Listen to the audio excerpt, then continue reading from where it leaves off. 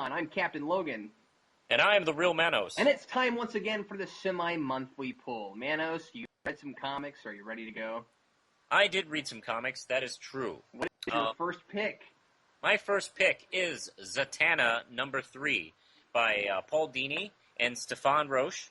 And I believe it's the conclusion of the story that she is fighting this guy named Brother Knight, who is a mob boss in the magic world, and he wants to come and take over crime in the Muggle world. I mean, the human world. And he sets up kind of a showdown, really, he kidnaps her supporting cast from her magic show, and has her fight against his minions. Of course, she easily beats them pretty badly, actually. And but his trump card is the fact that he has the soul of her father, Satara, as his prisoner.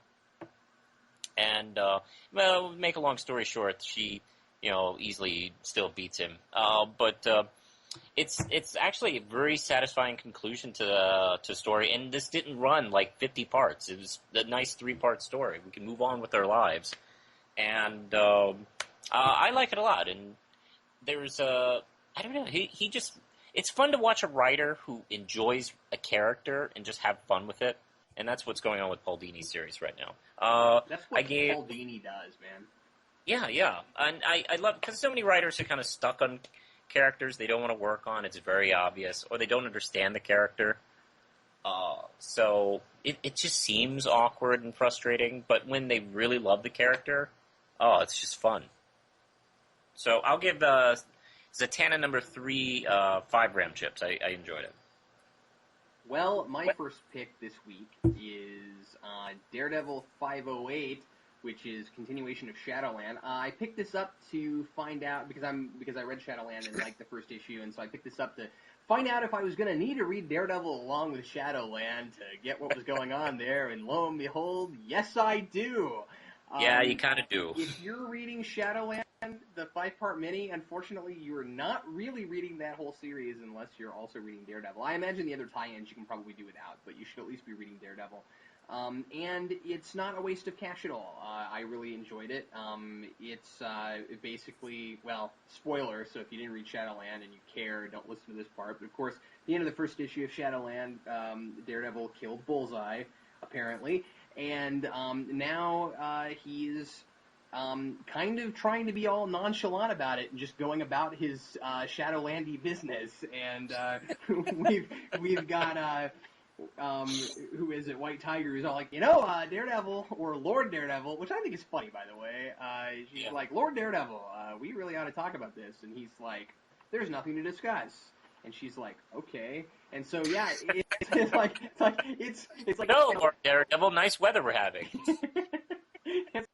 It's no big deal. This is how we do things now in Shadowland, and to really show that he means business, he's got this part in the middle where he finds this thief, and he catches him, and you think maybe he'll just tie him up and put him on a lamppost or something, but nope, he kind of brutalizes the guy and hangs him. Well, he does hang him from a light pole, but then he puts this giant sign on him that says thief. I mean, and I think he's dead. I mean, Daredevil means business, man. He's scary. And a lot of this is Foggy Nelson trying to get in to see Daredevil to talk to him and try to figure out what he's thinking and what's happening. And it's very neat.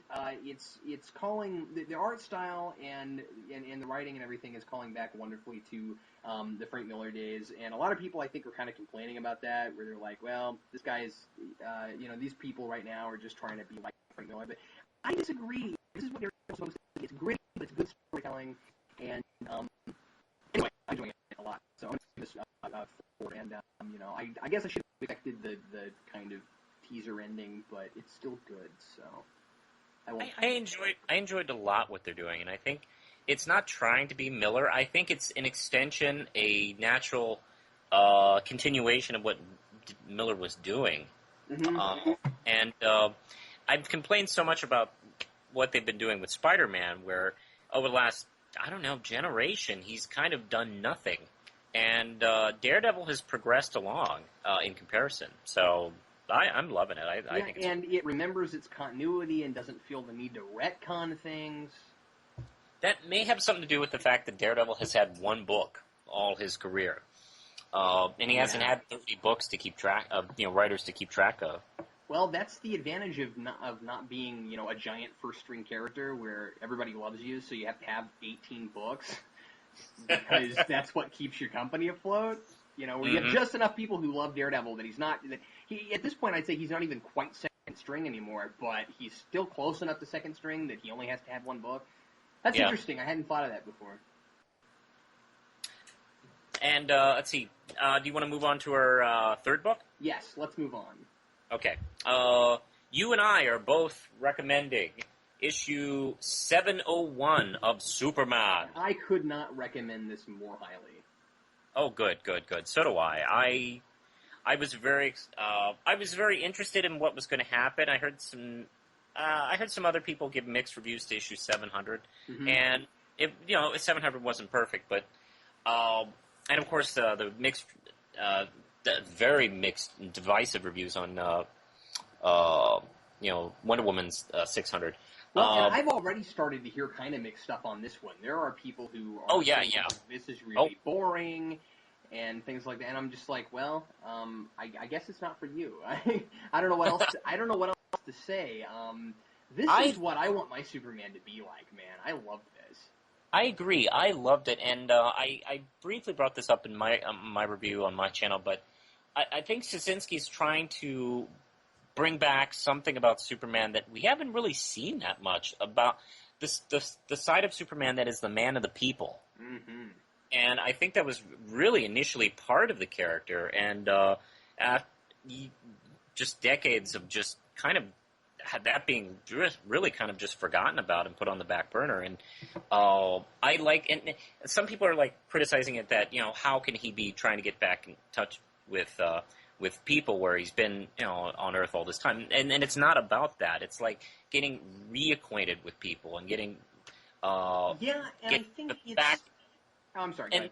I'm sorry. And just getting his head back into, the real world, or as real the DC universes can get. Yeah, but also if you take it outside of continuity and you just look at it as JMS starting this run and just the times that we live in versus what this book is, it's not just Superman getting in touch with the people in this continuity. It's us getting back in touch with Superman. We as readers, and I found this to be extremely timely.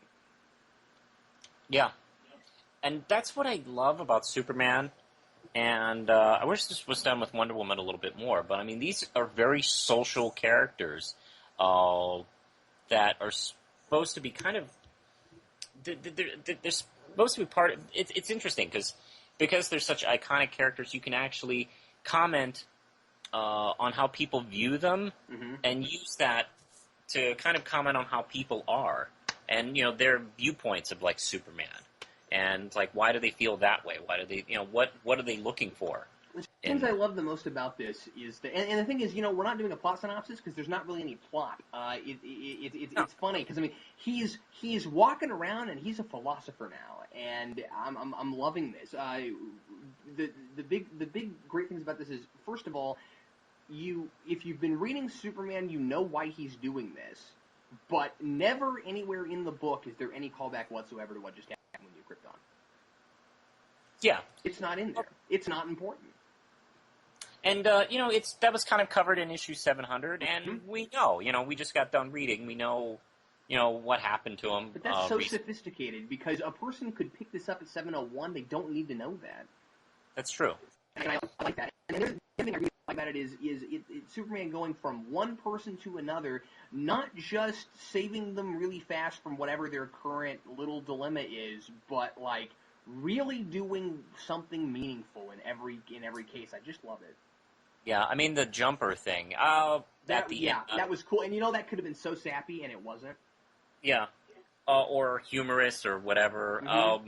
And it was really, I actually choked up during the end of that scene. I choked up at the end of the issue. When he starts.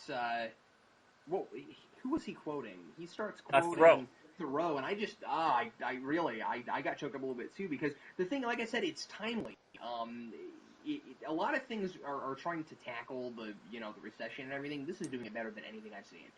Yeah, wow, that's a good point. And, I will go that far. And and also, I love that scene because that jogger's like not expecting Superman to be quoting Thoreau. No, and then he goes, "What does that mean?" And yeah, that's great. Well, Manos, we are all out of time. Done. But we will see everyone next time on the semi-monthly pull with more comic reviews. Thanks for listening. I'm Captain Logan. And I am the real Manos.